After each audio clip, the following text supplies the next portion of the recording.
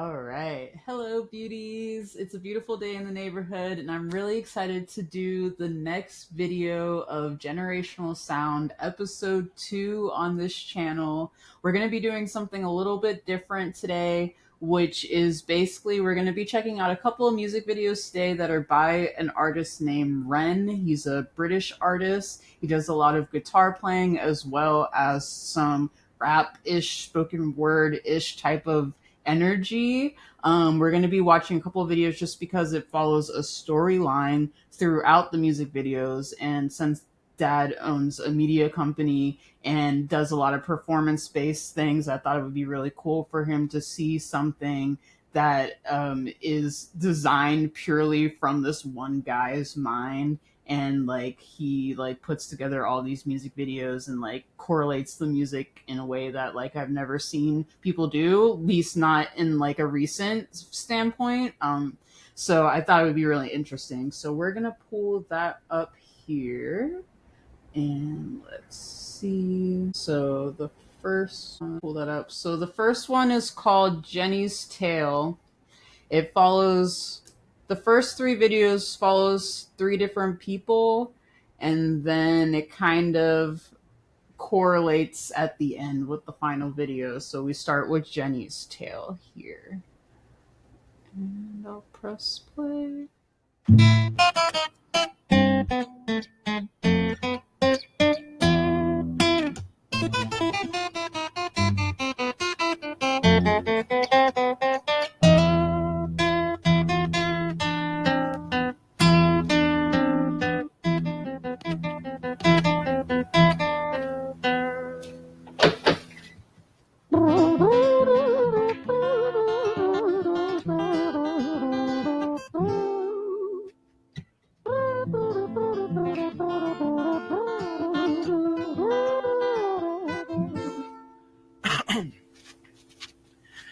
It was a quiet, dark night in an empty street somewhere in London City.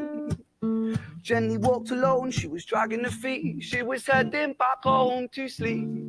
Well, she knew this town, she knew this floor, because she walked it about 1,000 times before she wanted to escape. Can you blame?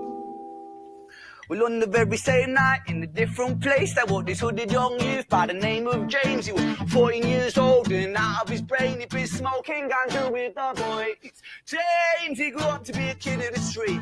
His mates called him Screech. He was quick on his feet. He was a liar, a thief. At 14 years old, the devil had set his sights on his soul. Jenny walked home all alone, she felt scared. Usually she was alright, but it was like there was something in the air. A divine intervention telling her to beware, maybe intuition bugging her and making her so scared. Sirens sounded in the distance at the beat of Jenny's feet. A symphony of the night that echoes crime on London streets. Jenny turns a corner, their eyes they meet. Our poor girl Jenny, a boy named Screech. Give me all your money, bitch, give it to me. If you cooperate, then you'll soon be free. I want your purse, your phone, don't fucking look at me. I mean it, bitch, are you listening to me? Jenny freezes statue like a lady shakes stalactite. Feel like liquid nitrogen in the dark night. She tried to find strength to move, but stayed as still as a statue in high-heeled shoes. What the hell you playing at? You playing games with me? I swear to fucking God, I'll slice the rosy off your cheeks. You think I don't mean it, girl? You don't know me. The last thing you see will be a boy code. Screech reached with the sheath of the blade, with the teeth that could bite through steel and slice concrete, and he swung possessed with the devil in his chest, and the statue she was turned to butter in her breath. It was a quiet, dark night in an empty street somewhere in London City. Jenny lay still on the cold concrete. She's found somewhere to sleep. Well, she knew this town, she knew this floor, 'cause she'd walked it about 1,000 times before. I guess that she escaped. It's such a shame.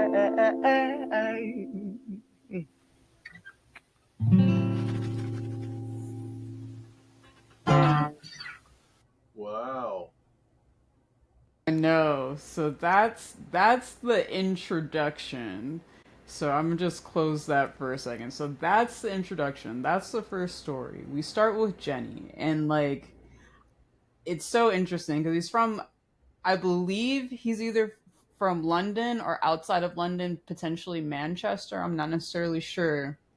But obviously, because of gun laws in the UK, stabbings happen more often than shootings. So that's like the main, I guess, subject of the story. But like the way he, I don't know, like it just gives me chill. Like the way that he tells the story is so palatable, even though when it happens, like you're shocked. Like it's like such an interesting thing. Well, the only thing, when he's talking about, the knife and all that, the thing that I thought about was Jack the Ripper.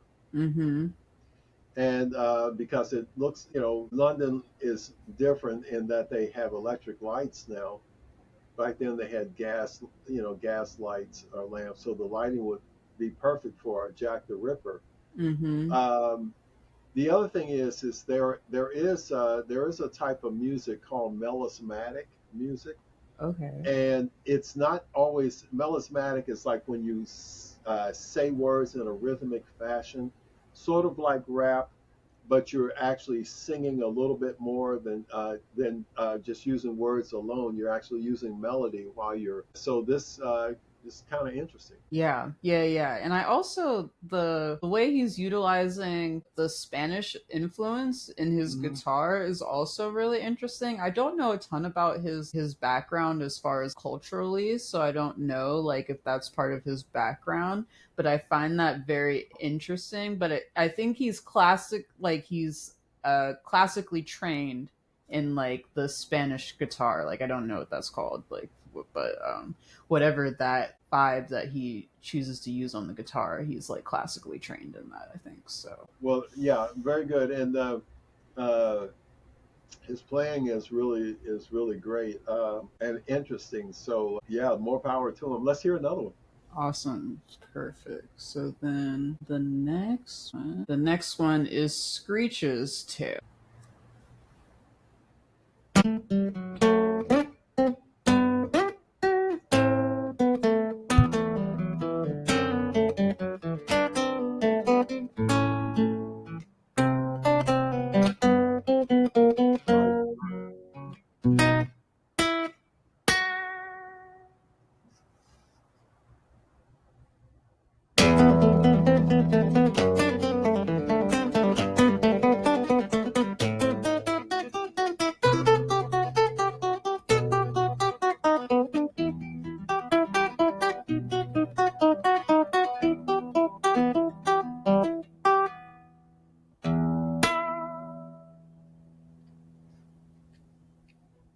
Our story, it starts right at the end of the life of poor Jenny, clocked out like Big Ben.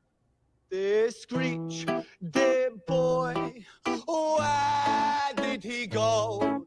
He melted into the black night just like snow. Patrick, man, let me in, please open the door. I think I fucked up, Patrick, really fucked up, man, I'm not sure. I got crazy, left this lady lying still on the floor. I think I killed her, Patrick, come on, man, I can't knock no more. But Screech kept on knocking till his knuckles became sore. But there's no sign of Patrick down at number 54. No refuge for our villain, for the bitter hands of fate. With something far more sinister in mind, does away.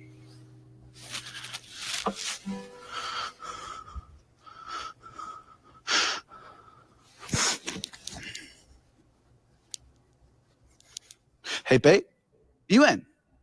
Nah, nothing really, I'm just a bit tired, listen. Can I swing around yours for a few moments? I just really miss you, babe.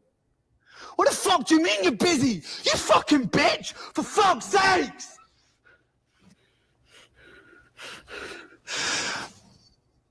Siren sounds approaching like a banshee in the night. The shrill cry of justice cutting like the sharpest knife. But Screech was never one to run, not one to miss a fight.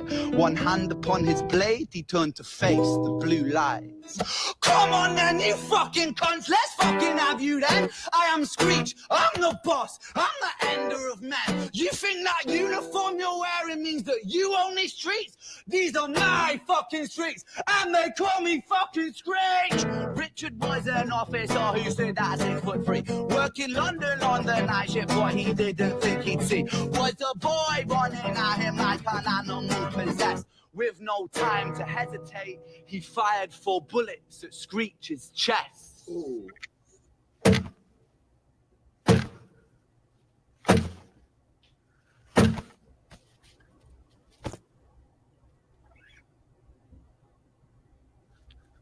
Our story, it ends right at the start.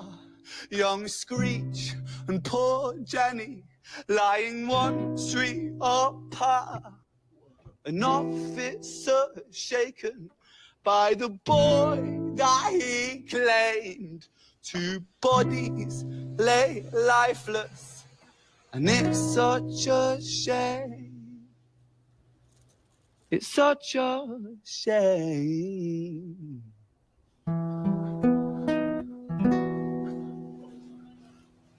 Iconic, that iconic poetic. I It know, was really like, interesting. wow. You know, this whole thing about the knife, Keith Richards from the Rolling Stones talks about when he, say the gun laws, right? He said, but they all had knives. And he said that where they lived and so forth, like Keith Richards and, the kids he knew later became, he said they all carried knives. Yeah. I mean, you have to. If you're not taking a cab everywhere, I assume that, you gotta protect your neck somehow, especially in certain areas. And obviously, like Jenny had said in the beginning, like she walked these streets a million times, knew exactly where to go, but at the end of the day, it didn't make a difference. And then to see Screech make different choices, but then only end up on the ground just like Jenny, only a block away, the cycle continues in a different way. And it's very interesting to see those parallels that he's creating. Exactly. And then we Screech's have Tale. the next video, which is Violet's Tale. So I'm gonna reshare that one. And then hopefully.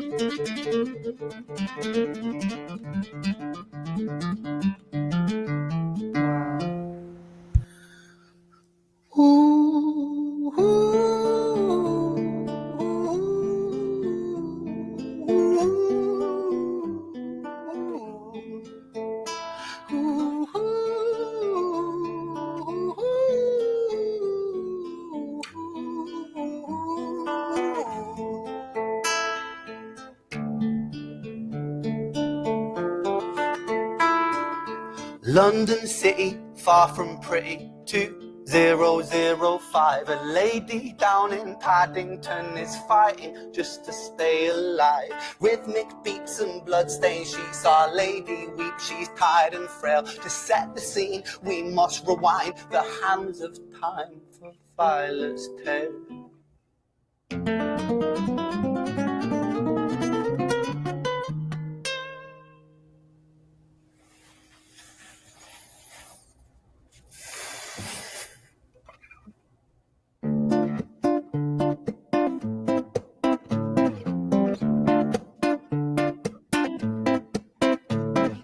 Violet was a silent girl, grew up with violent starts. Her mother was a drinker and her father was a bastard. Every night he took a tie but never left the room. I'll spare you with the things he did, I'm sure her mother knew. Violet was a silent girl, she moved out at 16. A semi-detached council flat, paid for by a welfare scheme. Packing shelves at Tesco, stacking jars like pickled bricks. She met a boy named Stevie and he was a little prick. Violet was a silent girl and Violet she fell fast. See, Stevie was the wrong and but Isha knew how to charm her. Every night he took her tie but never left the room. History repeats itself, he paint her black and blue and dark. She never stood a chance. The devil comes to dance. Violet, why are you always so quiet? On her bedroom door and he's irate. He's been drinking and smoking, he's up late. And he stands by her bedside, she shakes, but her eyes stay shut. You fucking slut, I know you're up. And he pinches her eyelids and folds them up. Violet, why are you lying to me, Violet? She stays silent, things turn violent. That's the sound of his fists when they fall like a crashing pilot. Hit like hailstones, one to the collarbone, full force, full blown, blood's black bone, crack, knick, knack, paddywhack, one to the jaw and the tooth spat, detached fist connects and disconnects a bone. A quick deflect to misdirect the blow, but nonetheless his punches met her throat. Such a mess he's left her bruised and broke. Violet, why you always so silent, Violet? Why you such a little liar, Violet? Do you think I want to do this, Violet? In character, she stays silent. Well, say something, Violet. Silence. Fucking say something, Violet. Silence. Wait. Say something, Violet. Not one word. She stays quiet.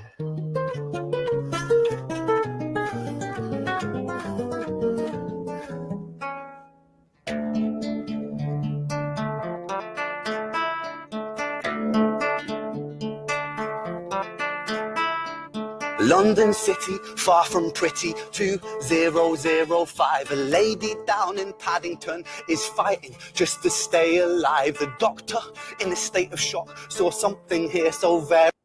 I think the numbers he keeps saying is the what the emergency number is on the call, like when they radio it. I think that's what he keeps repeating there. Very wrong. See, Violet, she was pregnant.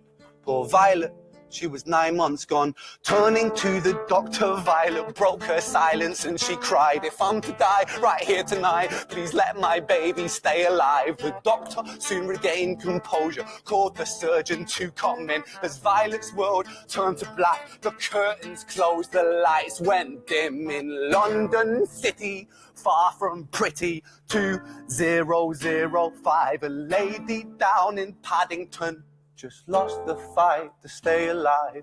A tragedy or a miracle, it happened on these very streets. Two twins aligned side by side. A girl named Jenny and a boy named Screech. Oh my gosh. Oh my god. That's pretty psychotic. Yeah, yeah. It's just like the reason I find these videos so interesting, I think we'll stop at these 3 videos, but the reason why I find these videos so interesting is because it really speaks on this idea of mental health and how when it continues to go silent, how that cycle of mental health issues typically tends to recirculate within generational trauma. And so I think like it really touches on an aspect of generational trauma that I think a lot of people only really talk about when it comes to people of color, like Black people, Spanish people, all of that. Mm-hmm. So I think it's really interesting to just see that generational trauma stem from like a different place that's not involving like skin color. So I don't know, like I just his perspective was really interesting. I just find his lyricism and his storytelling super cool, and the way that he performs is like super intelligent. So I don't know. I just thought that would be like something cool to show you that I Well, think like well, well. I hear you, and he's either very intelligent or psychotically insane, or both. yeah, but I mean, to be like an incredibly talented artist, like how many of them are really 100% fully sane? I don't think there's like a lot. Not really. Like I think Especially singers.